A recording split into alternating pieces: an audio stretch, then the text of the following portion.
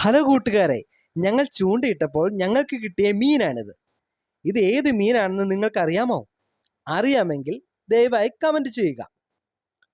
കൂടാതെ ഈ മീൻ അൾസർ, ശ്വാസം മുട്ടൽ അങ്ങനെ ഉള്ള രോഗങ്ങൾക്ക് ഏറ്റവും ഗുണകരവുമാണ് ഈ മീൻ. ഈ മീൻ നിങ്ങൾക്ക് അറിയാമെങ്കിൽ ദയവായി കമൻറ്റ് ചെയ്യുക.